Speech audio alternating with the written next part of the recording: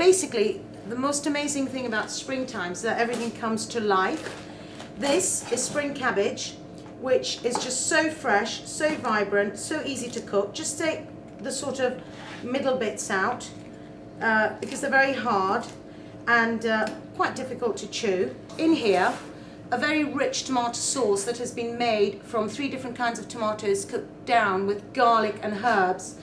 And here we've got chickpeas, which are very versatile. This is a brilliant dish for people who are gluten intolerant. You can toss them in salads, you can put them in stews, you can put them in soups, you can do any sort of thing. You can mash them down to make a hummus. What I'm going to be doing is basically cooking this lovely white piece of halibut very slowly, kind of poaching it, if you will, in this tomato sauce with the chickpeas. I come from a very sort of cosmopolitan family. My mother's French.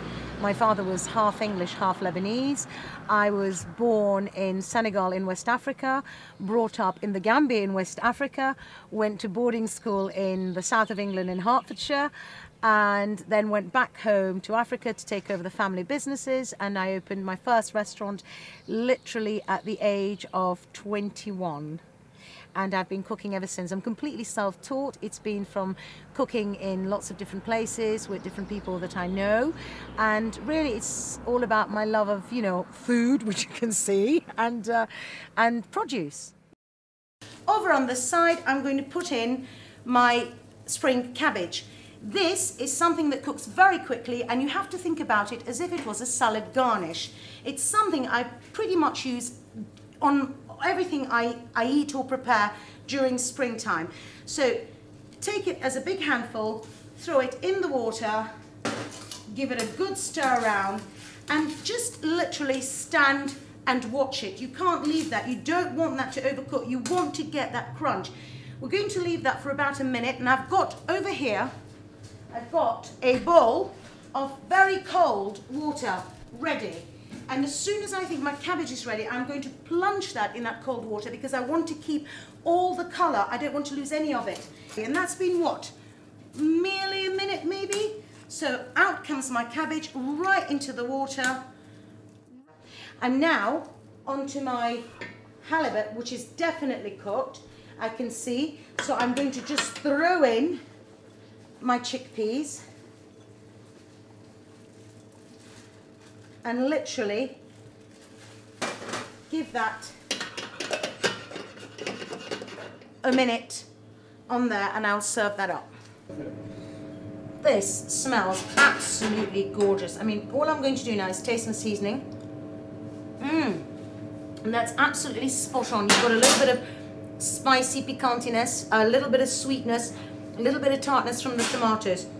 And so all I'm going to do is literally gently lift my halibut, which has got a lot of give on it, as you can see. It's just oozing away. Put it in the center of my dish there.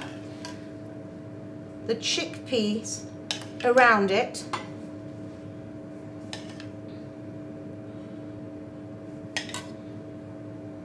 Warm these cabbage greens. I'm just going to sprinkle a little bit of herb oil, and that herb oil is actually made of you know, all sorts of different herbs like basil, parsley and mint, very vibrant, sort of summery tasting. And I'm going to take a little pile of that and just garnish it with it. A little bit more of this herb oil and just drizzle that on. And there you have it. Halibut, chickpea and tomatoes.